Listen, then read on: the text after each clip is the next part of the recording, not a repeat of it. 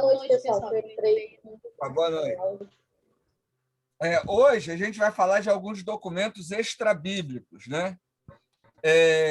Estou falando extrabíblico porque não é a Bíblia, mas servem de referência, serviram, né, de referência para o texto bíblico, como, por exemplo, a Septuaginta, né, que é um que a gente já conhece, eu já falei sobre ela, e a gente vai falar de alguns outros documentos, né, que fazem parte da cultura judaica e que ajudaram. Nessa aula, eu não vou falar da Didaquê, mas a gente vai falar também da Didaquê, que tem mais influência dentro do Novo Testamento, né, obviamente, que é uma coletânea de ensino, né, baseada aí na doutrina dos apóstolos, de maneira geral, mas a gente vai chegar lá, né, para falar da Didaquê. Eu, hoje, vou falar de alguns desses documentos que são mais característicos na cultura judaica. Talmud, né, Halaká, Haggadah, Mishnah, a Tosefta. Então, a gente entender um pouco o que é isso, né? Obviamente que a gente não vai esgotar o assunto, mas entender o que são esses textos, né? A relevância deles, entender um pouco do processo. E, para a gente, a utilidade é conhecer um pouco a cultura que está por trás do texto bíblico.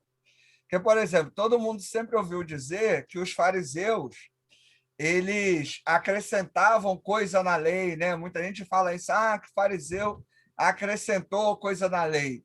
Mas fora as leis judaicas, né? Que a lei, ou melhor, a lei judaica, que é a Torá, ali o Pentateuco, né, e tal, você tem uma outra série de documentos, de códigos, né, de textos que serviam para dirigir, né, a ética, a liturgia dos judeus.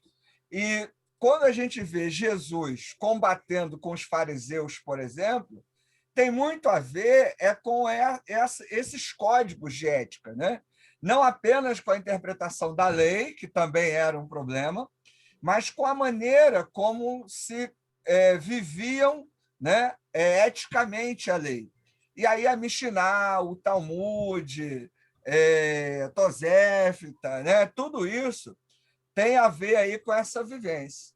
E, assim, só para a gente não achar que toda a discussão, por exemplo, que Paulo tinha com o judaizante era sobre as escrituras apenas. Não é sobre as escrituras, também eram sobre os códigos judaicos, que para Paulo, código judaico já ignora, né? Por quê? Porque já é uma outra perspectiva a partir de Jesus Cristo. Então, os códigos sanitários, né? Aquelas questões de leis, tudo isso Paulo coloca de escanteio. Então, a ideia hoje é conversar um pouco sobre isso de maneira introdutória, para vocês terem uma noção. Nas aulas de Antigo e Novo Testamento, a gente trabalha esses textos, né? Tenta dar um segmento ao estudo deles, mas hoje é para você saber aí que existem, né, esses outros textos aí fora da Bíblia que servem de referência também. Já falei para vocês do Midrash, né, que é tanto uma coletânea de documentos quanto uma forma de interpretar o texto bíblico. E assim como o Midrash era usado para interpretar o texto bíblico, esses outros códigos também eram usados como base, né, de interpretação. E aí os rabinos, né, usavam isso para poder dar suas interpretações, não só sobre as escrituras, mas também sobre a vivência judaica, né, que era o grande desafio, principalmente que os cristãos enfrentavam, né, lidar aí com essa crise entre o judaísmo e essa nova doutrina, né, que depois viria a ser religião, que era o cristianismo. Também nos ajuda a entender um pouco do comportamento no Antigo Testamento. Outra coisa que a gente precisa entender é que a moral no Antigo Testamento, né, a ética do Antigo Testamento, ela é diferente da ética do Novo Testamento. Por quê? Porque no Novo Testamento eu tenho uma perspectiva cristã e no Antigo Testamento eu tenho uma perspectiva judaica. Então, no Antigo Testamento, aquela ideia de matar quem matou um parente meu, isso é aceito, não há problema quanto a isso. A escravidão é aceito também, não há problema quanto a isso. Apesar que o Novo Testamento também não nega e nem fala nada contra a escravidão, né? Mas a ideia de perdão, né, de fraternidade, de dar outra face, é algo que é muito mais forte no Novo do que no Antigo.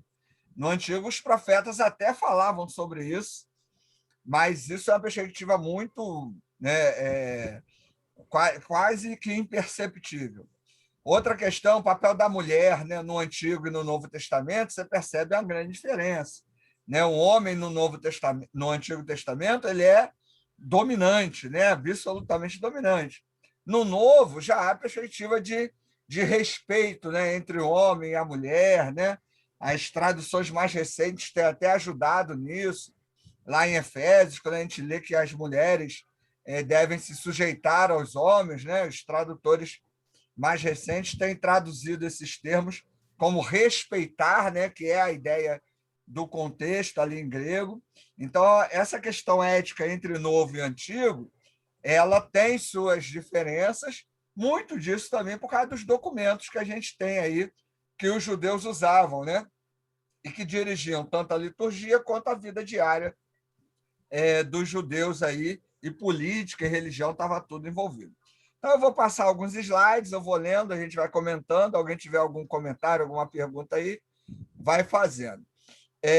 Se a gente não conseguir encerrar todos os slides hoje, a gente termina na semana que vem sem problema, né? Porque ficou grande aí os slides, porque eu queria falar de mais documentos, né?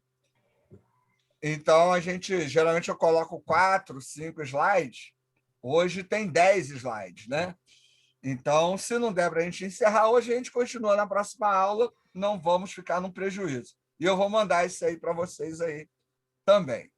Então, o primeiro documento aí que a gente vai falar é sobre o Talmud, né? O Talmud ele é usado pelos judeus. Ricardo, cristão usa o Talmud? Não. Para que o Talmud serve para a gente? Para curiosidade, para entender a cultura, né? Para entender a forma do judeu pensar e interpretar a escritura. Mas a gente não usa o Talmud. Por quê? Porque a gente é cristão, a gente não é judeu. Tem cristão que usa o Talmud, mas aí tem problema de cabeça, porque não bate uma coisa com a outra, tá certo? A gente usa o Novo Testamento. Aí, Juarez, tem gente que é doido. A gente usa o Novo Testamento, certo? Um documento fora da Bíblia que nós poderíamos usar ou ter alguma referência poderia ser o Didaquê, né? Que significa ensino. E aí tem a ver com a liturgia, com a prática apostólica. Eu não vou dizer que é o manual apostólico, porque não foi os apóstolos que escreveram, mas é baseado na doutrina apostólica, né? E foi usado aí nos primeiros séculos da era cristã. Mas o Didaquê seria interessante, né? Mas aí cada doutrina acaba tendo aí a sua liturgia, a sua forma de interpretar. Então, né, não é algo, não é uma lei, né? Não existe lei no cristianismo. O cristianismo não tem um documento que limite, né, a forma como eu vou cultuar. Eu posso bater palma, não bater palma, cantar alto, cantar louvor, cantar corinho, usar bateria, órgão, atabaque, cavaquinho, né? A gente não tem nada disso. Isso é mais uma questão de doutrina, de costume, não necessariamente de Bíblia, né? Então vamos lá. O que é o Talmud, em primeiro lugar? Talmud é uma coletânea de ensinamentos judaicos antigos. As leis escritas do judaísmo são encontradas na Torá, né? Lembrando, Torá é lei em hebraico, né? Os 5 primeiros livros da Bíblia, que é composta pelos 5 primeiros livros da Bíblia. Os antigos judeus também seguiam muitos ensinamentos orais, ou seja, não escritos, e acrescentavam a eles seus próprios comentários. Esses incluíam interpretações das leis e histórias que ajudavam a explicar as lições morais. Juntas, essas coletâneas de leis, interpretações e histórias são conhecidas como Talmud. Então, o que é o Talmud? Uma coletânea de leis, interpretações e histórias, né, dos judeus. E essas leis, histórias e interpretações ajudavam, né, tanto em questões legais, como em questões do dia a dia, como em questões religiosas.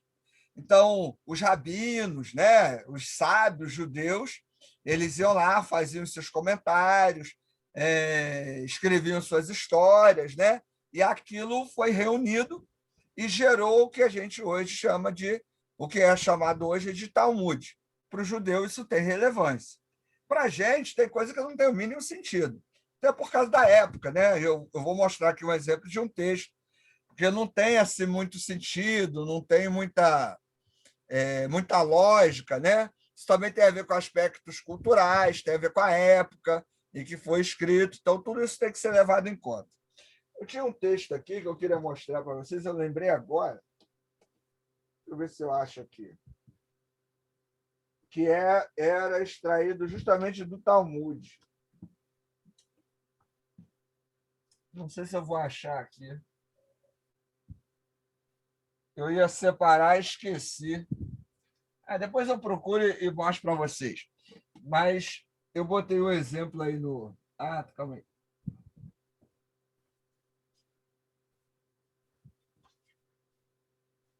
Isso aqui é um exemplo. Tá, não, você está querendo entrar aqui.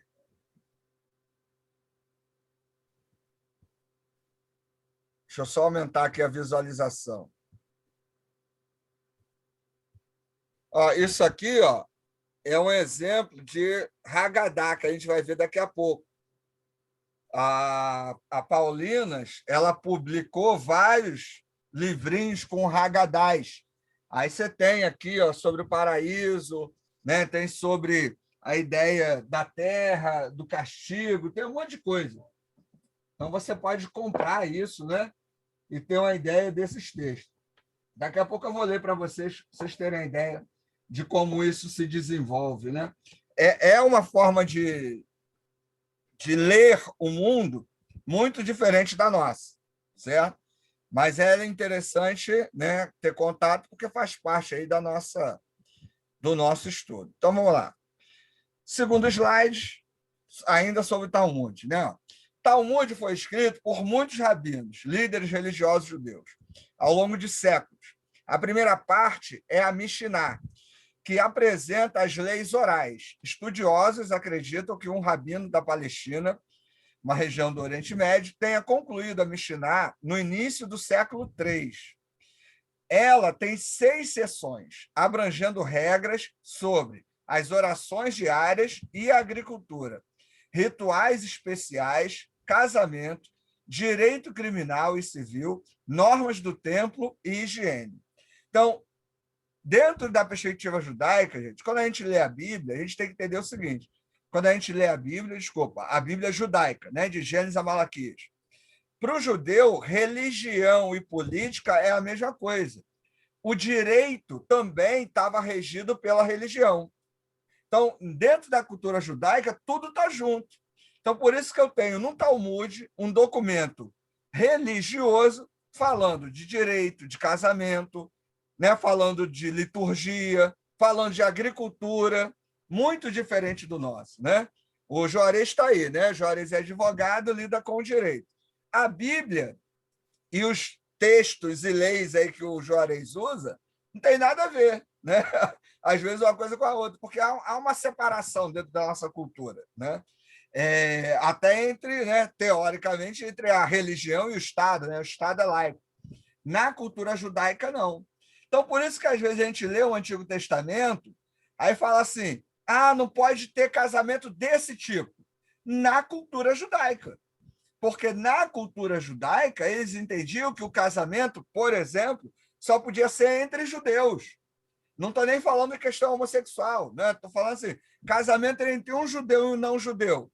Na questão judaica, era algo que era uma ilegalidade, dependendo do período, e era um problema grave, né, dentro da questão judaica. Né? Vai matar quem matou, né? Quem roubou vai sofrer o quê? Aí você vê lá no Antigo Testamento normas de como lidar com quem roubou, com quem matou, com quem mentiu. Por quê? Porque está tudo junto aí. O Talmud é uma coleção de orientações também sobre isso, tá certo? Agora, é óbvio que hoje a gente, quando vai falar de casamento, né, de higiene, de agricultura, a gente não usa a Bíblia. A Bíblia, ela não é a norma legal, né?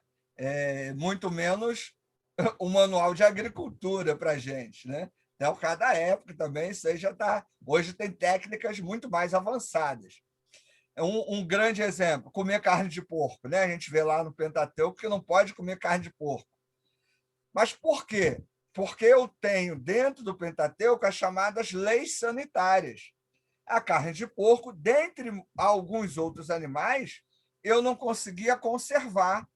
Então, as leis sanitárias eram para quê? Eu não matasse esse tipo de animal, porque eu não ia conseguir conservar. Boa noite, boa noite. Boa noite. Isso ia fazer mal. Então, o Antigo Testamento vai dizer o que eu posso comer e o que eu não posso comer. Não é porque é pecado, é porque vai fazer mal. Se eu comer um carrezinho hoje com limão, então eu estou em pecado, vou para o inferno por causa disso. Não, é porque naquela época, né, tá tudo junto. Mas hoje não faz mal você comer um carré com limão, uma cervejinha, uma caipirinha, isso não faz mal para ninguém. Né, Juarez? Estou brincando, hein? Não bebo não, hein?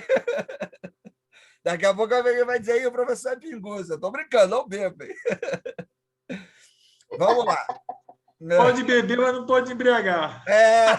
Não, mas eu não bebo, estou lá avisando. A segunda parte do Talmud, né? A Guemará, que contém comentários sobre as ideias tratadas na Mishnah. Então, olha só que interessante.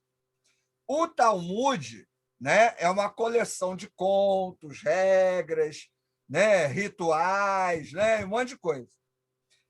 Dentro do Talmud, eu tenho duas partes, que uma é a Mishnah, que seriam essas leis orais, né? O que é uma lei oral? É aquilo que é a tradição, vai passando, né, de pai para filho, né, de geração em geração. A Guemará, ela já é um comentário da Mishnah e tudo dentro do Talmud. Então, olha só que coisa doida, né? Então, ela vai orientar aquilo que está dando orientação. Então, vamos lá. A Guemará foi escrita por rabinos entre o século III e VI. Existem duas versões. Uma escrita na Palestina e outra na Babilônia. Meu amor. Alguém está falando aí? Alguém quer falar? Não? Não, está aberto, desculpa. Está aberto aí. Manda cachorra. Existem duas versões, né? Escrita na Palestina e uma na Babilônia. Até o pessoal fala, né, de um Talmud babilônico e um Talmud palestino, né? Um babilônico e um palestino. E alguns vão dizer que não é o Talmud todo, seria então só a Guemará, que é o comentário dessas leis orais, né? Os estudiosos modernos consideram a versão babilônica mais completa. E aí depende muito, né, do texto que você for ler, do comentário e aí por diante. Então, o que é o Talmud? Né? O primeiro documento aí que a gente está falando hoje. É uma coleção, né, de tradições orais que foi colocado por escrito.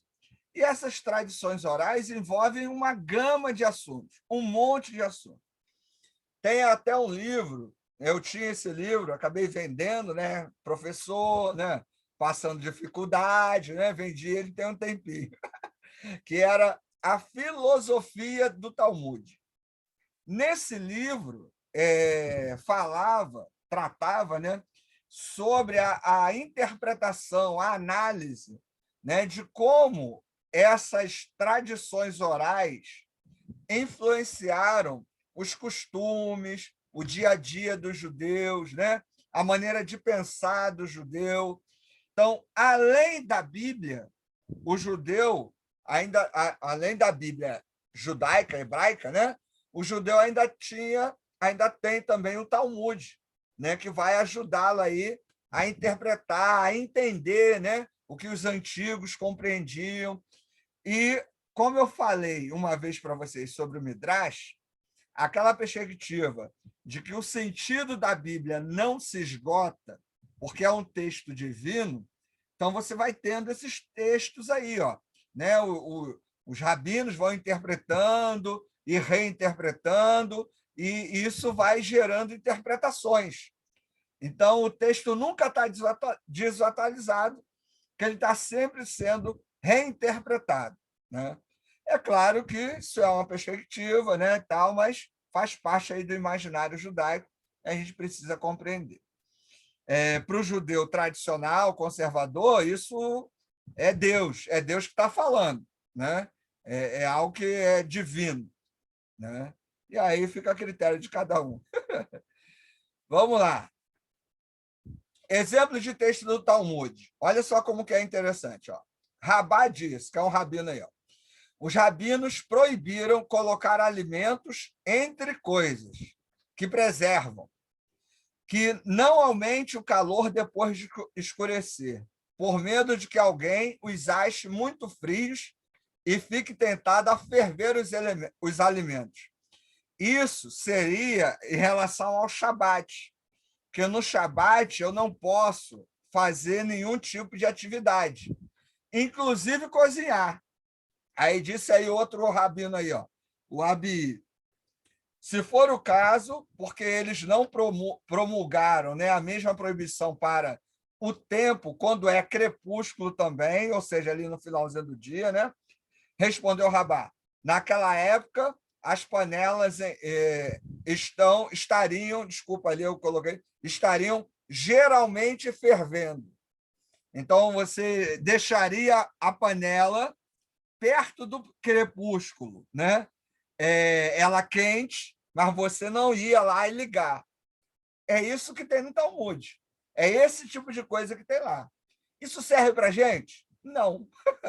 Porque se eu vou cozinhar sexta, sábado, domingo, se eu vou comer chouriço, carne de porco, se eu vou fazer uma rabada, para o cristão, ó, é irrelevante. Tá certo? Estou falando isso por quê? Porque hoje é muito comum, muita igreja batista está achando que é judeu. E aí o pessoal está inventando história, está inventando moda, que não pode comer isso, que não pode fazer isso tal hora, que o jejum tem que Professor, ser tal hora. Isso vai é falar isso besteira. para minha prima que é adventista. Não, mas adventista é outra coisa. O adventista segue a doutrina deles. Os adventistas têm uma lógica. Não concordo, para mim são doidos também. Sábado. Mas eles têm uma lógica. A doutrina deles é assim. Agora, uma igreja batista, por exemplo, uma igreja presbiteriana, não tem isso na doutrina. Você não vê isso, né, nos cânones batistas, presbiterianos, metodistas. A doutrina não fala nada disso. No régio que você vai comer, quando vai comer, o que vai vestir, né? Agora, o adventista, ele está dentro da doutrina dele. Nós podemos não concordar, podemos até dizer, olha, não tem base bíblica, né? Mas ele está dentro de uma lógica. Agora, você pega aí o pessoal aí que se diz tradicional, e o pessoal está inventando besteira para caramba dentro da cultura judaica, entendeu? Então, é um cuidado que a gente tem que ter aí, porque fica levando aí por essas doideiras aí, entendeu? Agora, se você for conversar com a tua prima que é adventista, você vai perder teu tempo, porque é a doutrina deles, aí é o caso de ficar cada um no seu cada um, entendeu? É adventista, testemunho de Jeová, entendeu? Não dá para você discutir, porque a doutrina é tenso, diferente. tenso. É tenso, é tenso. Eu geralmente sugiro que não discuta, entendeu? Faz assim, aham, legal, valeu, e cada um segue o seu caminho. Então tá, então deu para ver assim, né, mais ou menos, como que é o Talmud. Você encontra o Talmud, né, na internet aí, dá para você baixar uns textos, né, e tal. Tem inglês também, né? Quem lê inglês aí, baixa inglês, quem tem alguns em português. Você consegue comprar também. Agora, o Talmud é enorme, né? É um negócio gigantesco. É bom a gente, como estudante de teologia, é legal conhecer, saber que isso faz parte, né? Mas é algo muito ligado à tradição judaica e que não influencia diretamente a prática cristã, certo? Ou que não deveria, pelo menos, influenciar. Né? Vamos lá, Tosefta. Né? O que é isso? Uma coleção de tradições orais relacionadas à lei oral judaica. A gente viu que o Talmud é uma coleção de leis orais. Né? Então, a Tosefta está ligada ao Talmud. Em forma e conteúdo, a Tosefta é bastante semelhante ao Mishnah. Mishnah é uma, como é que eu vou dizer? Uma forma de reinterpretar os textos bíblicos, que tem a ver com explicações também. Né? Então, a primeira codificação autorizada de tais leis, que recebeu sua forma final no início do século III, depois de Cristo, por Judá ha-Nassim. Tanto Tosefta quanto o Mishnah representam um trabalho de estudiosos judeus chamados Tanaim, que, em sua maioria, viveram na Palestina e passaram cerca de 200 anos reunindo, avaliando, correlacionando e selecionando as tradições mais importantes de uma vasta e heterogênea massa de material que se desenvolveu desde a época de Esdras. Então, assim, é um material também antigo. E aí você pergunta, por exemplo, o que os rabinos, o que os escribas faziam na época de Jesus, que viviam discutindo muito com ele? Fazendo isso aí, ó, né? Pegava um dito lá entre o povo, escrevia, reinterpretava, ficava comentando e criando comentário, e criava comentário do comentário do comentário, aí tinha uma lei, criava uma lei em cima de uma lei, em cima de uma lei. E, no geral, essas coisas não eram práticas, né? Eram coisas assim bem subjetivas. E isso que gerava o perigo, porque, como era algo subjetivo, a opressão é mais fácil. Então, esses doutores da lei, né? Esses escribas, esses rabinos, eles oprimiam em cima muito das suas interpretações, que é muito ruim, certo? Então, isso é um perigo, né? A gente pode falar que isso é uma espécie de doutrina, né? Eles doutrinavam em cima disso. Isso acontece em tudo quanto é religião, certo? Seguindo aqui. Então, embora os especialistas não tenham certeza de por que duas coleções separadas surgiram, é provável que o Tosefta foi criado para complementar o Mishnah, preservando certas tradições, provas, exemplos e explicações da lei oral que vieram à luz durante os anos de pesquisa.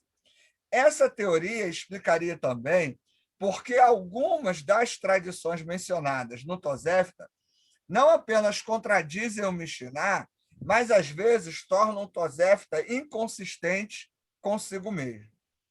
Então, pensa o seguinte, eu ia tirar a foto do Talmud, né, para você ver, é uma coleção de livros.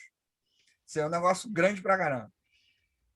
O que é o Talmud? São as leis orais. Eu tenho um Talmud dividido lá, né? Tem o Mishnah e o Gemara. Aí surge o Tosefta, que é o comentário do Mishnah. E o Gemara já é o comentário da primeira parte do Talmud. Eu tenho comentários de comentários de comentários. Isso vai dar problema de interpretação? Vai, porque alguém vai achar uma coisa, o outro acha outra coisa e outra. Isso necessariamente não era visto... Epa, está caindo a coisa aqui. Ó. Não era visto como escritura sagrada.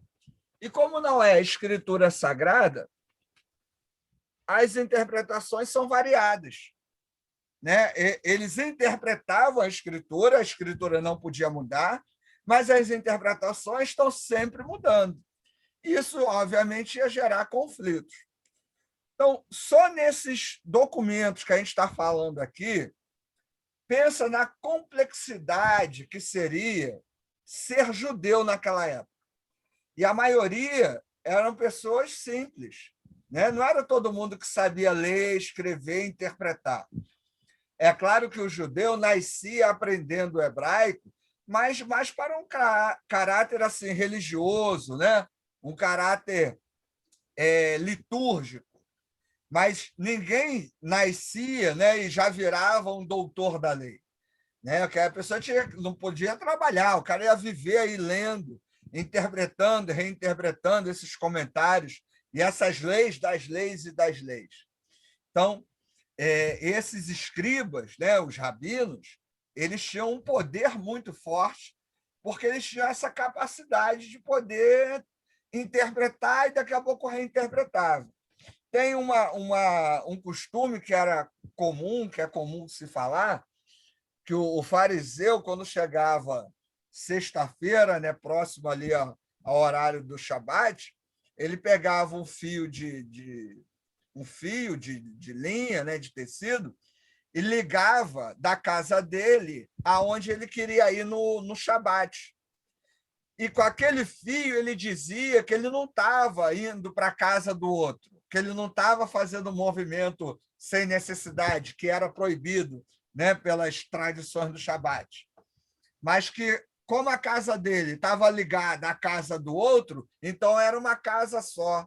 Olha só que loucura, né? E aí, com isso, ele conseguia passar por cima da proibição do Shabat de ficar indo na casa do outro, de ficar se movimentando sem necessidade. E aí a gente vai ver o Shabat no Antigo Testamento, não tem a ver com esse tipo de proibição, mas é um tempo de descanso, mas um tempo de adoração, de reconhecimento da soberania de Deus, do sustento de Deus, e não é necessariamente um dia, né, o sábado, mas é um momento de reconhecimento, de adoração e reconhecimento daquilo que Deus deu, né, ao povo ali, né? A ideia seria essa.